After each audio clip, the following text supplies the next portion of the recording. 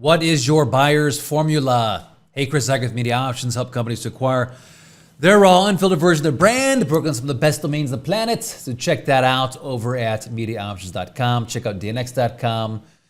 And while you're at it, check out the rest of my YouTube videos. But listen, the topic today is this. Like, do you have a buyer's formula? What is your buyer's formula? How are you presenting your domain name? And from the flip side of this, if you're a marketer, like, how are you viewing this domain name? Now, what spurred this video on was that I just see it over and over and over again in the domain world, is that it comes down to like, hey, domain names are real estate. It's beachfront property. Like, this is like having your store and having your retail shop on Broadway in New York City or Mall of Americas versus a side street. I can't recall the side streets right now, but I went down to New York and flew down there quite a bit, and like there's activity, right? There's just momentum, and that's what your domain name is like. Or there's quotes that are, say something like, "What's in a domain?" Right? Everything. Like, your customers shouldn't have to guess what you do. Now, listen. On the face value, these are good. Like, it's a good frame. Okay, I mean, there's a time and a place, and like it's like a general macro level frame. But the problem is this. Okay. The problem is that when you go into a negotiation and let's say a VP of marketing is taking that domain name into their board of directors, and the board's like, hey, we only want to pay $50,000, and they're like, but this is beachfront property. This is property right on the beach, or property right in Broadway. Don't you understand that? Like, we need this. It's worth $100,000. And their board looks at them and saying, are you crazy? Like, did you like hit your head this morning? Where's the logic behind that? Okay, so I talk a lot in my videos. Okay, don't misunderstand this. I talk a lot in my videos about how there's a worldview of most companies that says that they don't understand domain names. That domain names are important. I only want to spend $5,000 on a domain name. And it's not until they understand the 7 dimensions to a domain name, and the 7 dimensions, like how their domain impacts the brand, global positioning, industry positioning, branding, marketing, SEO, email security, and the ability to pivot, that they say, I see.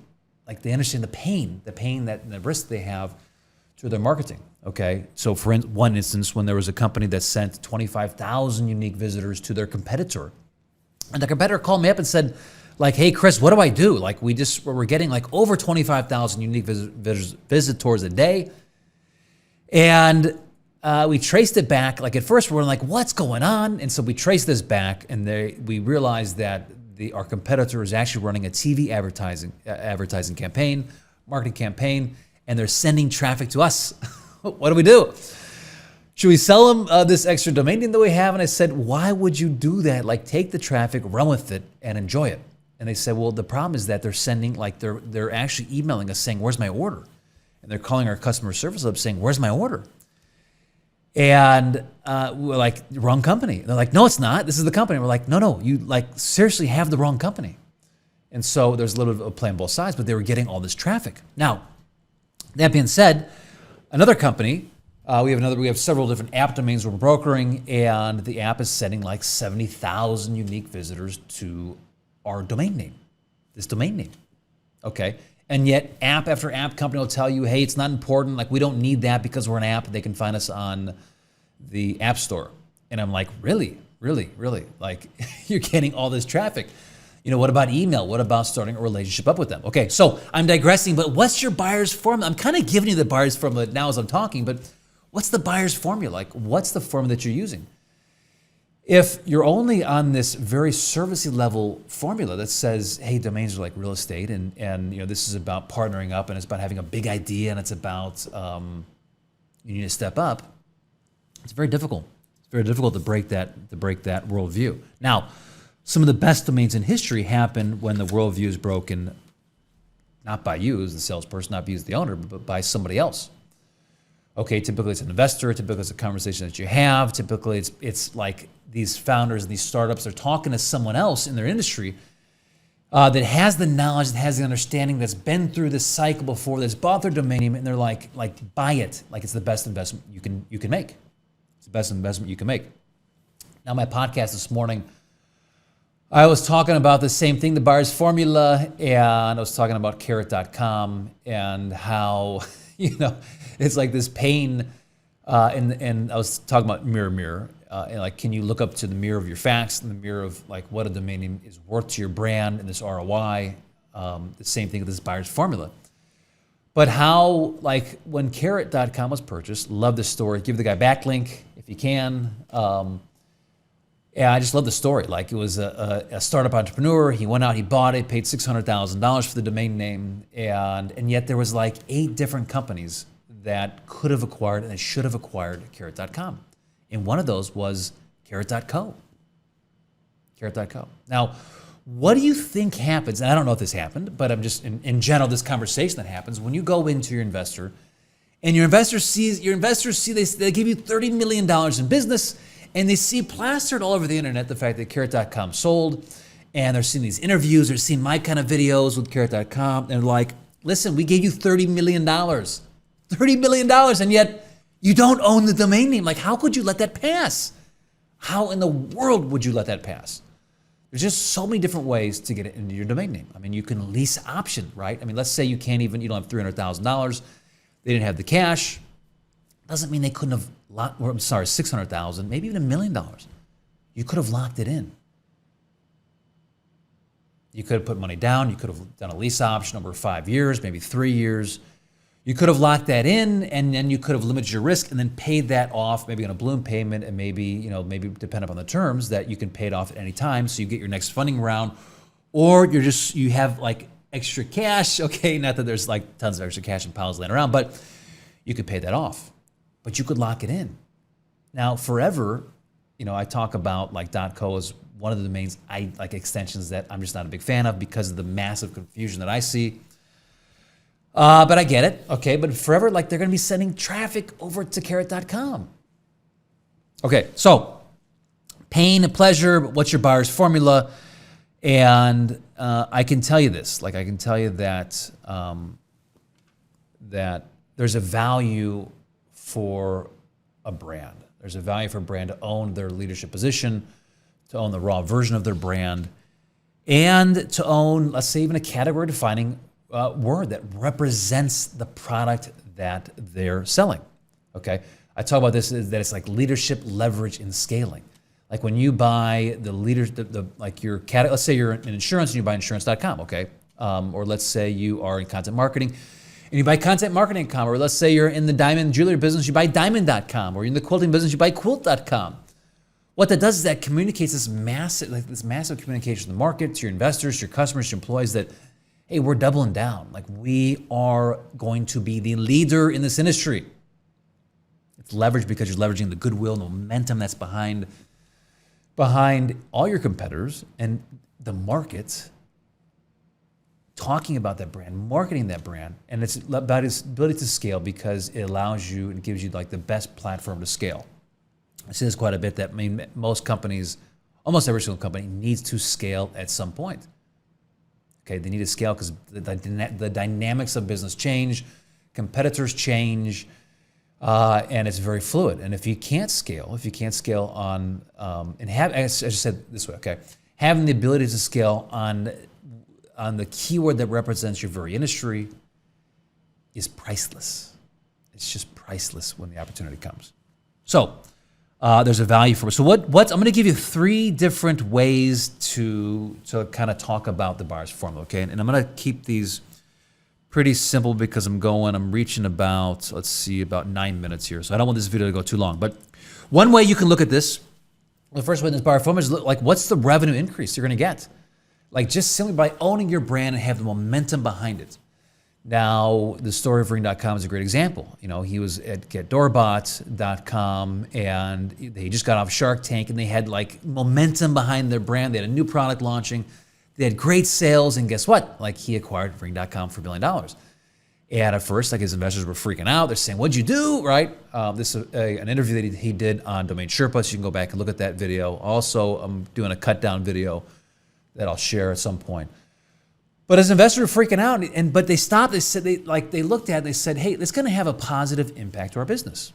Now, owning our brand and domain name, let's say it has a 1% to a 5% impact.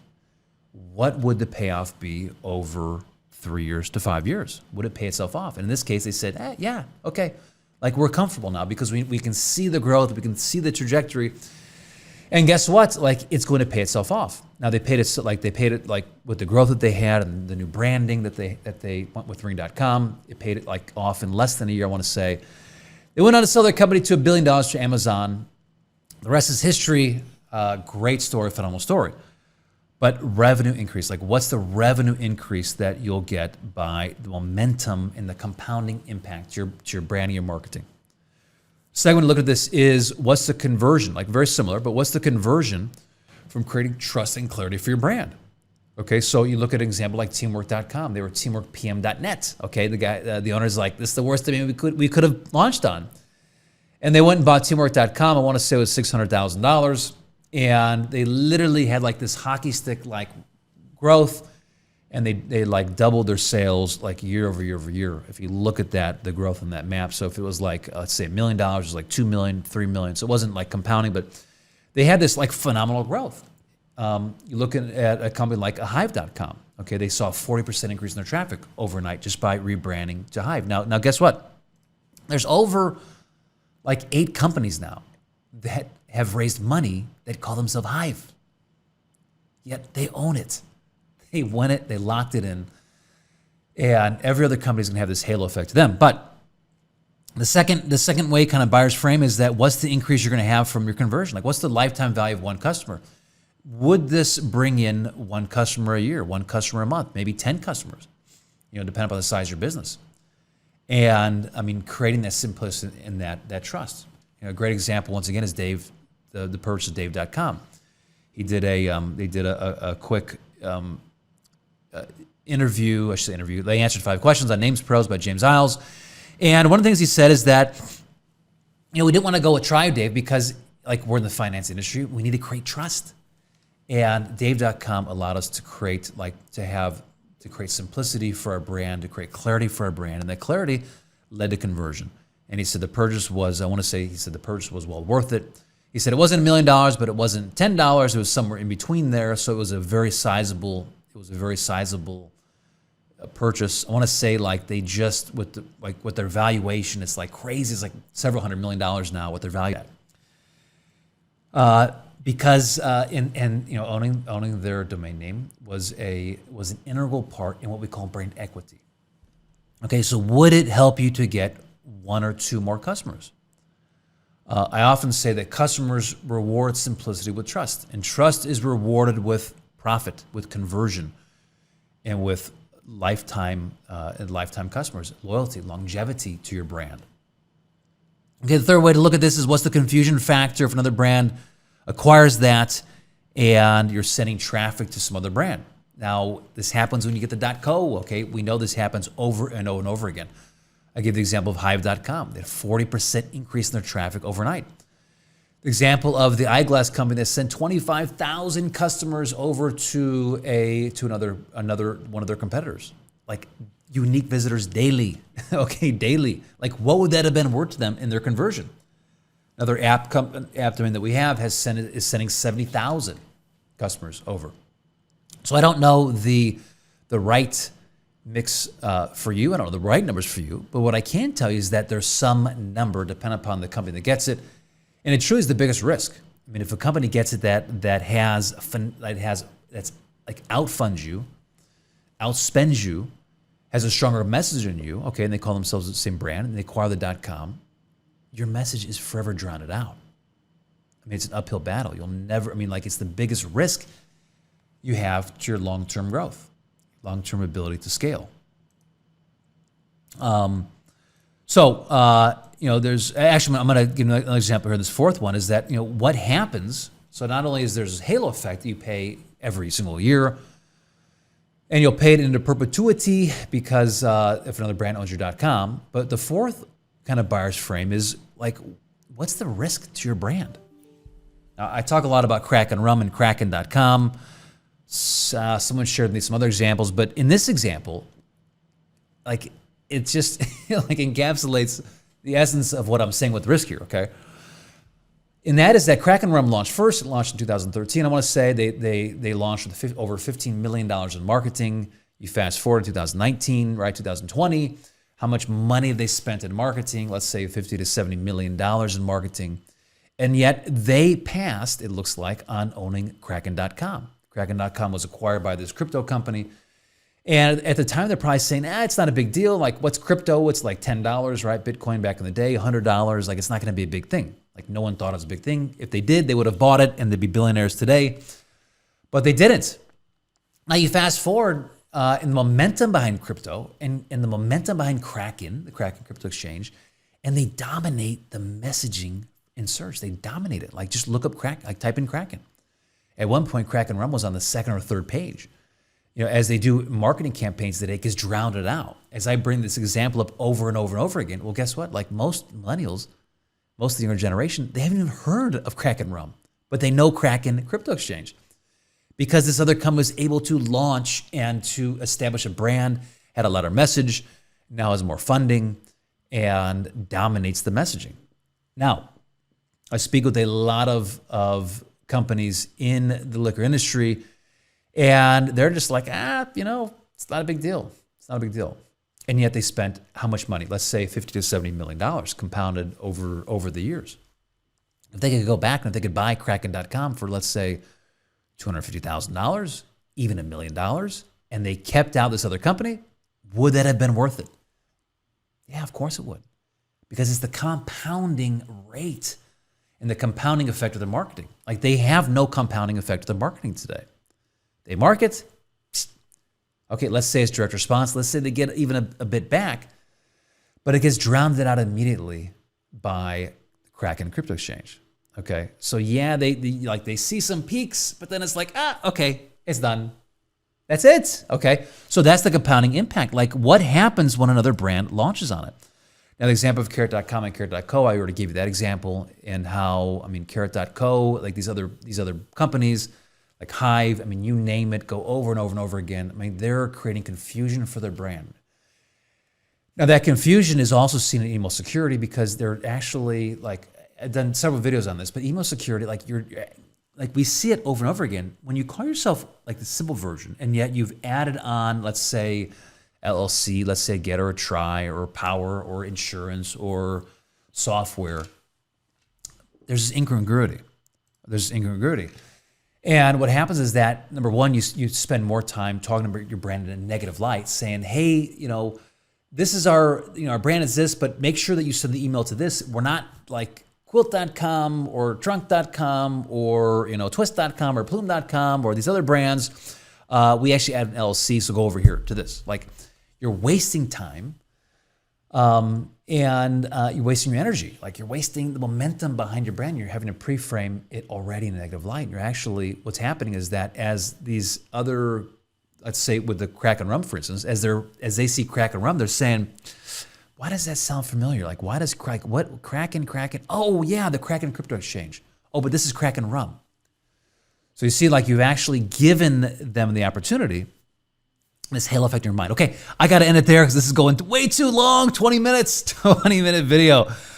But what's your buyer's frame? Like, I just went through these buyer frames that are much more powerful, that like come back to numbers. Okay, they come back to strategy, and they get beyond just the, this very basic level of saying, hey, domains are like real estate. They are. It is like beachfront property. It is property on Broadway, but it's much more fundamental. Okay, there's a logical case behind it. I often say this, and I'll end it here, is that VCs and startups and founders and Fortune 500 companies and the best SEO people in the world, best SEO companies in the world, they don't spend millions of dollars on domain names because it is a nice to have. There's numbers behind it. There's numbers that back it.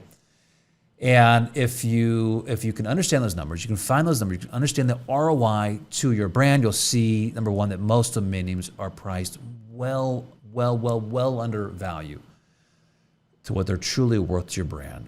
And believe me, if you do acquire your domain, the raw version of your brand, you'll look back and you say, you know what, this is worth 10, 20, maybe even 100x what we paid for it. It's the best deal we ever received. Okay, go on over and check out my video on domain name value. It's domain name value, the domain name value video. Check it out. It's like 10 videos past this, before this video, and I'll give you my formula, my three-part formula, and how I view the essence of pricing your domain name to get it right. And this also goes back into helps you if you're a marketer to figure out how domain names are priced and why they have value and why that. Most domain names all the domain names we broker, there's a strategy, there's logic behind the price. Also go to chriszuiker.com/survey. Take my survey. It's a 5-question, and it'll spit you out into 3 different strategies where I go in depth into like 10 to 20 minutes, the strategies behind the different businesses, depending upon how you answer the question. So chriszuiker.com/survey. You just got done listening to another episode of .com Strategies. Check us out online at chriszuiker.com and at mediaoptions.com.